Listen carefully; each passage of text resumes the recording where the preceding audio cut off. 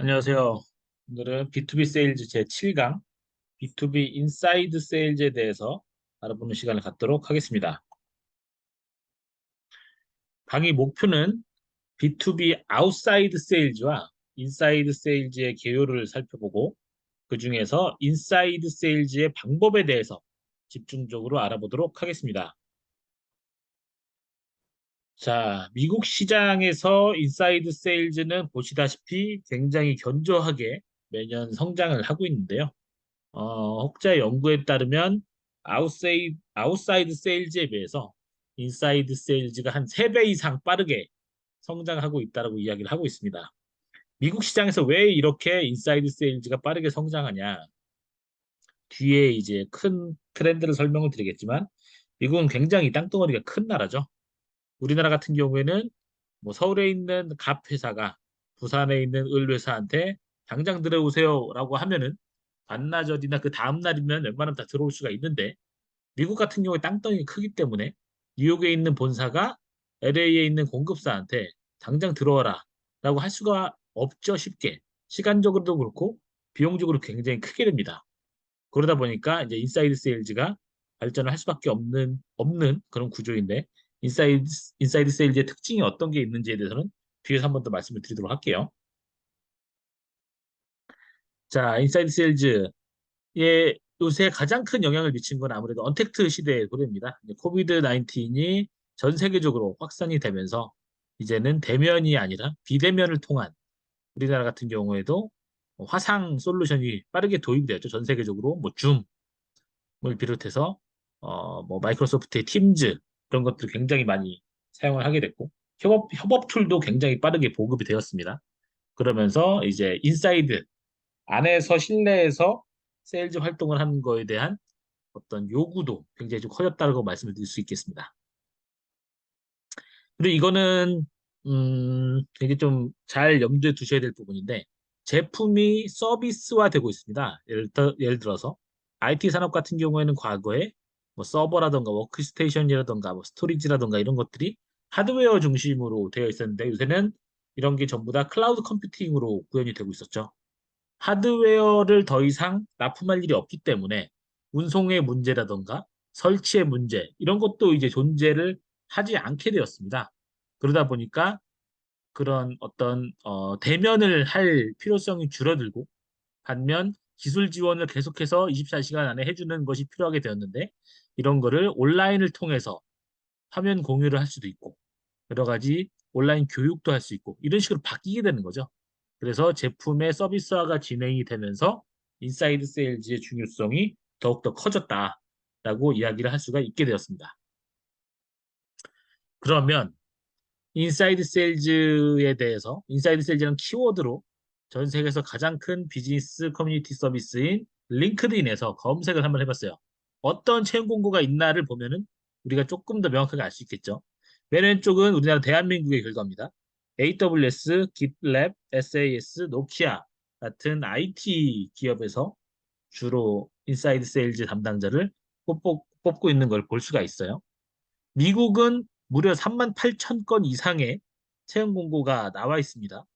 그래서 어, 야드 메탈이라고 하는 이런 어떤 금속 관련 회사, 부미라고 하는 회사, 시밀러웹, 그다음에 US 뉴스 앤 월드 리포트에서 어떤 정보 서비스, 그다음에 IT 서비스 이런 쪽이 아직도 줄을 이루고 있지만 제조업도 뽑고 있구나라는 걸 볼 수가 있어요.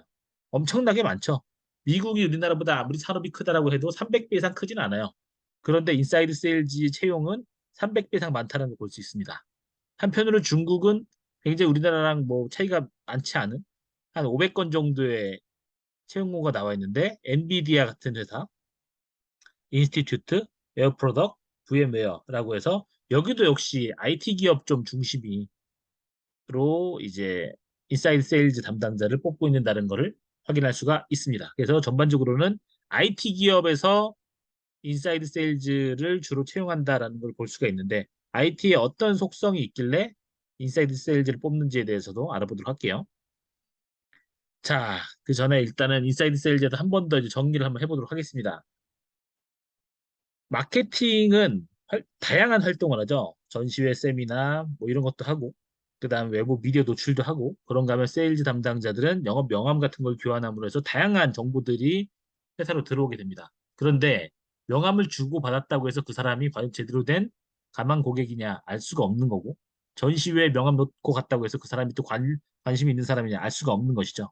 그러면 이런 사람들 이런 정보 중에 어쨌든 결국에는 진짜 고객이 있게 마련인데 그 얻어진 정보를 인사이드 세일즈의 활동을 통해서 가망 고객을 좀 더 높은 확률의 가망 고객을 찾아내주는 이런 일을 하는 것을 인사이드 세일즈라고 하고 이런 인사이드 세일즈가 이런 활동을 통해서 확률이 높은 그런 가망 고객을 필드 세일즈, 아웃사이드 세일즈 담당자한테 넘겨주는 이 일을 하는 겁니다.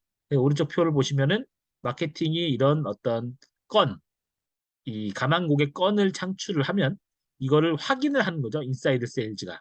리드 너처링이라고 얘기합니다. 잠재 고객이 진짜 맞는지 아닌지 이거에 대한 디테일한 정보를 확인을 해서 아, 이 사람이 정말 우리 실제 고객이 될 수 있겠다라고 하면은 그때 필드 세일즈한테 넘겨서 그 필드 세일즈가 도장을 찍을 때까지 활동을 하게 되는 것이죠.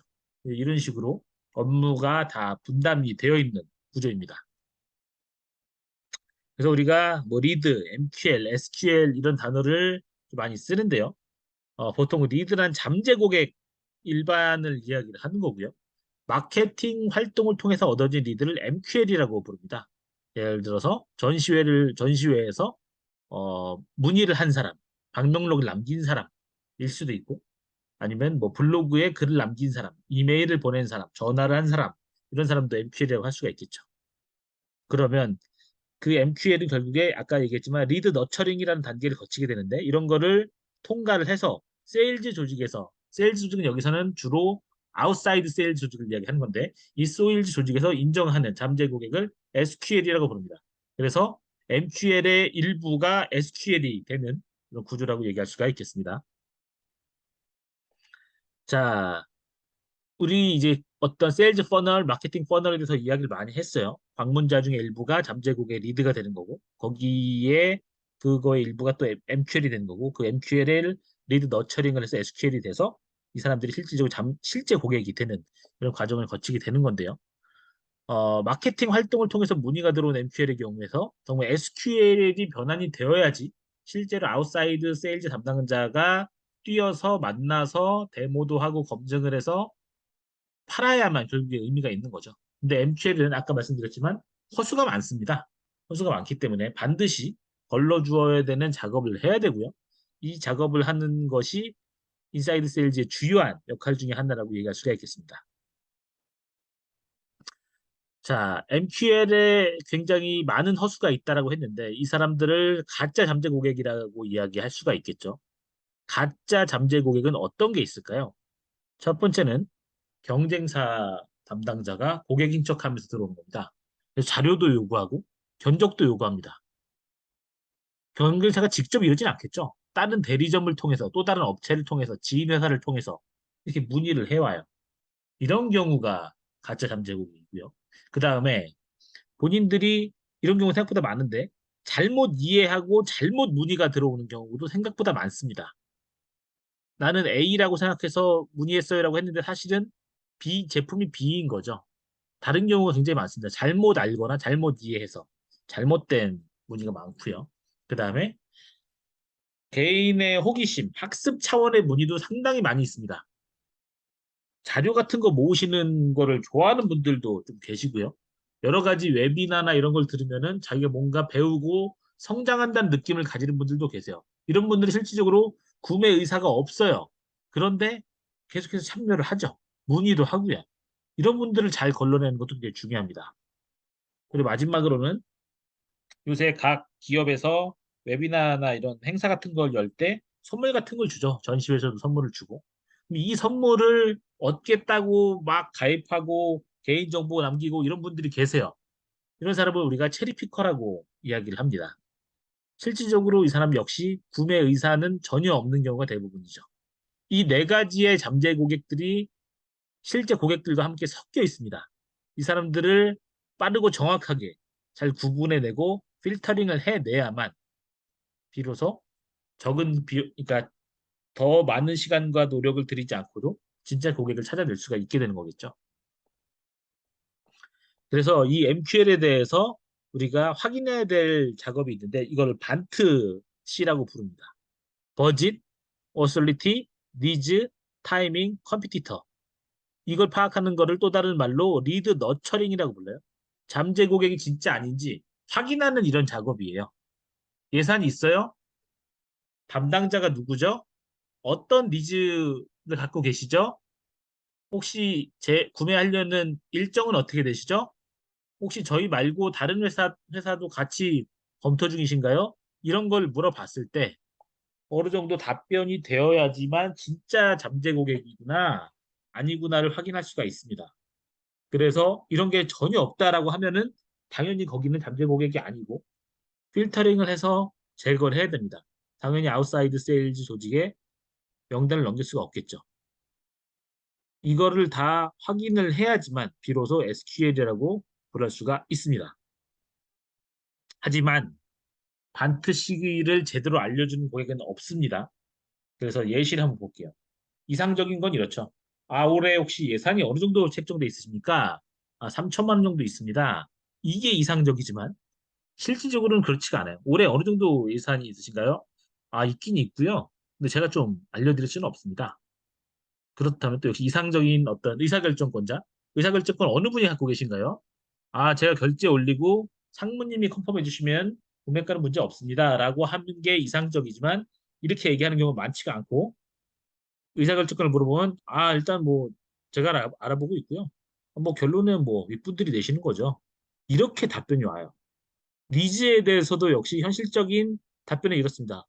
저희가 뭐 니즈가 있긴 있고요. 여러분 그냥 검토 중입니다.